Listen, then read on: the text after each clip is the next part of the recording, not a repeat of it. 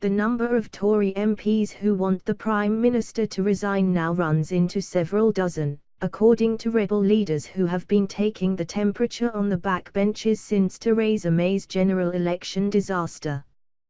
One MP, who has drawn up a list of those who definitely want Mrs May to step down, said the number was more than 25 but fewer than 30. He said about half want her to go now, half want her to promise to quit immediately after Brexit.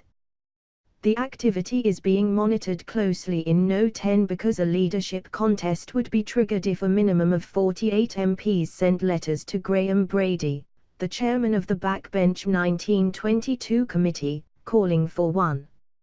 Another MP, a close ally of David Davis, even claimed that the number was close to 50.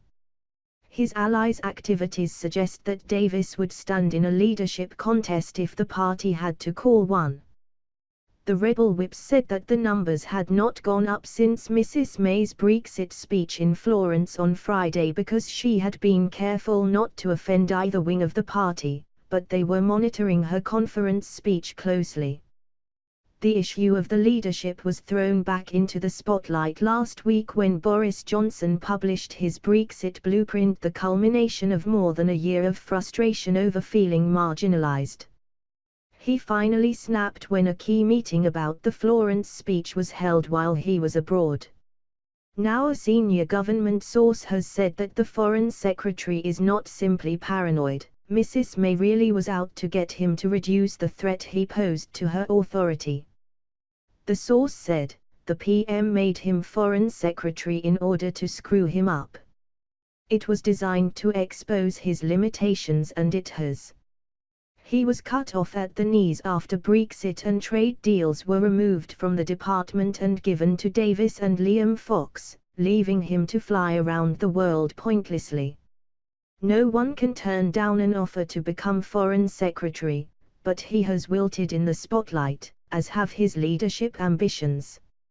No 10 compounded Mr Johnson's difficulties by appointing MP Sir Alan Duncan, a long-term Boris critic, as his deputy. Mr Johnson's allies believe he is No 10's spy in the camp.